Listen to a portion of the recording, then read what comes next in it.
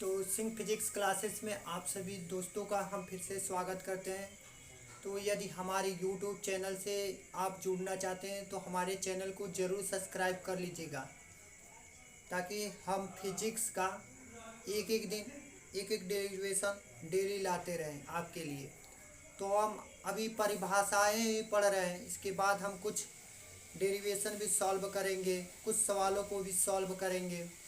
तो जो परिभाषाएं होती हैं वो हमारे लिए बहुत इम्पोर्टेंट होती हैं। पहले परिभाषाओं को जाना जाता है कि परिभाषा क्या कह रहा है। परिभाषा को यदि हम लोग समझ लेते हैं तो सवाल आसान तरीके से क्या कर लेते हैं, हल कर लेते हैं। तो हम कक्षा 10 के सिलेबस के बारे में बात कर रहे हैं। तो जो पहला लेसन है उसमें हम तीन तीन परिभाषाएं बता चुके हैं। आज बारी है चौथा और पांचवा। जो चौथा और पांचवा दिया हुआ है उसके बारे में आज जानकारी प्राप्त करना है कि चौथा हेडिंग और पांचवा हेडिंग क्या दिया हुआ है। तो दिया है दर्पण और गोलीय दर्पण के बारे में जानना है कि दर्पण किसको कहते हैं और गोलीय दर्पण क्या होता है, इसके बारे में जानेंगे। तो हमारे YouTube चैनल से आप जुड़ जाइएगा और अपने दोस्तों में शेयर जरूर कीजिएगा वीडियो को। यदि पसंद आएगा वीडियो तो शेयर कीजिएगा। हम फिजिक्स के बारे में बात कर रहे हैं कक्षा 10 के सिलेबस में, और लेसन नंबर 1 यानी कि पार्ट 1 में हम आज ये चौथा हेडिंग और पांचवा हेडिंग के रूप में पढ़ेंगे कि दर्पण किसको कहते हैं और गोलीय दर्पण किसको कहते हैं। तो देर न करते हुए चलते हैं प्रश्न की तरफ कि गोलीय दर्पण किसको कहते हैं और गोलीय दर्पण किसको कहते हैं। खूब अच्छे तरीके से समझने का प्रयास कीजिएगा। पहले हम परिभाषा एक बार पढ़कर बता देते हैं, उसके बाद इस फिगर को समझाएंगे। तो यहाँ पे लिखे हैं यदि किसी चिकनी तल पर कलई पालिश करके चमकदार बना दिया जाए तो वह परावर्तन तल दर्पण कहलाता है। यदि हम किसी भी तल का मतलब कहने का मतलब कि किसी वस्तु का हम एक तरफ कलई का पेंट कर दें यानी कि पॉलिश कर दें, एक तरफ पॉलिश कर दें और एक तरफ चिकना कर दे। मतलब चिकना का मतलब होता है कि कुछ साफ कर दे, जैसे प्लेन होता है फर्श वैसे कर दे, यानी कि शीशा का आगे वाला भाग जिसमें हम लोग फेस देखते हैं यानी कि चेहरा देखते हैं। तो यहाँ पे हमने एक बात यहाँ पे फिगर बनाते समय हमने लिख दिया कि जो M1 और M2 एक हमारा दर्पण है, और दर्पण के इधर देखा जाए तो एक कलई का भाग है जो ये ऐसे दिखाई दे रहा है, ऐसे लकीर खींचे हुए हैं। ये दर्पण का एक तरफ कलई वाला भाग है, और ये तीर द्वारा जो दिखाई दिया है यहाँ से यहाँ तक ये जो ये लाइन दिखाई दे रहा है ये प्लेन वाला भाग है यानी कि पॉलिश वाला भाग है। तो अब परावर्तक तल मतलब कि ये परावर्तक तल है कि जब इस पे हम कोई भी अपना फेस यदि यहाँ पे दिखाए, इस पॉलिश वाले पर अगर प्रकाश की रोशनी पड़े या अपना हम फेस दिखाई दे, ऐसे फेस इधर करके देखें तो हमारा चेहरा इसमें दिखाई दे, इसमें चेहरा क्या हो जाए, दिखाई दे, तब हम कहेंगे कि यह दर्पण है। क्या है, दर्पण है।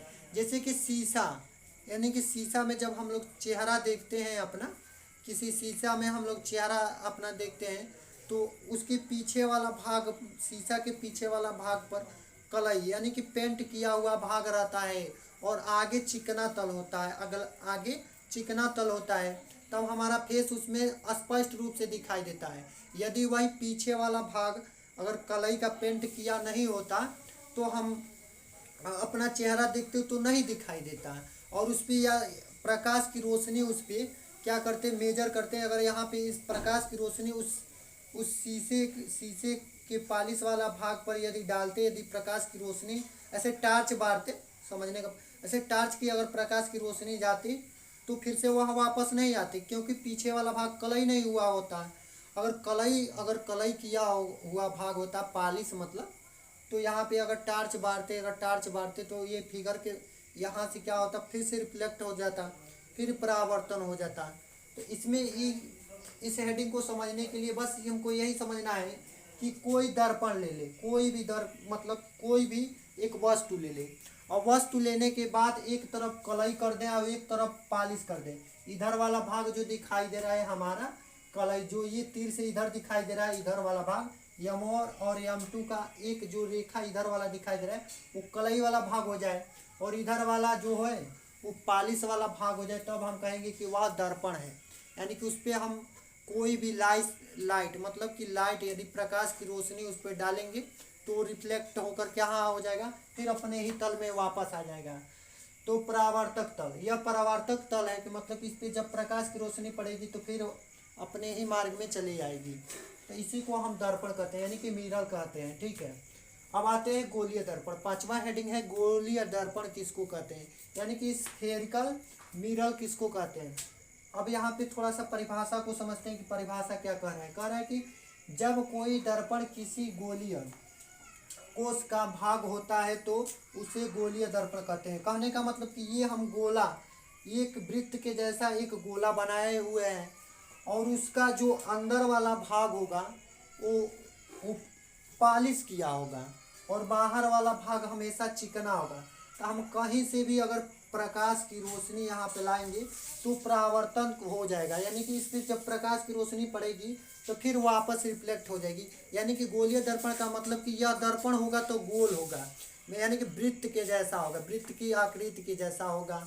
और उस पर जब हम लाइट डालेंगे यानी कि प्रकाश की रोशनी उस पर पड़ेगी तो फिर से वह रिफ्लेक्ट होके कहाँ चली जाएगी, फिर अपने ही मार्ग में चली जाएगी। यानी कि अगर यहाँ पे इस पे अगर प्रकाश की किरण इस पे डालें तो हो सकता है कि वह ऊपर जा सकता है, नीचे जा सकता है, फिर अपने ही माध्यम में भी अपने ही माध्यम में भी जा सकता है।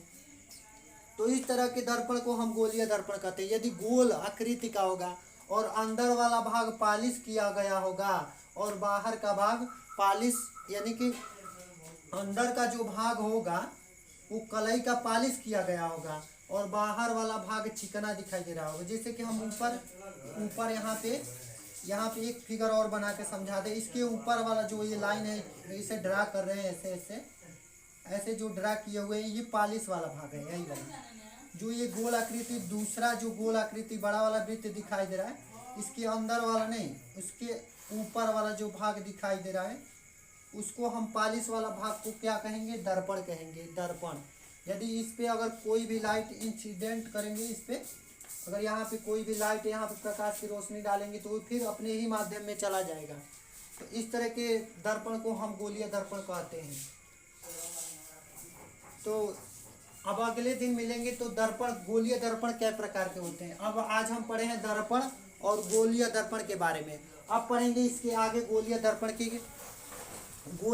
कै प्रकार के होते हैं। पहले तो हम पढ़ेंगे कि दर्पण, फिर गोलीय दर्पण, इसके बाद पढ़ेंगे कि गोलीय दर्पण कै प्रकार के होते हैं।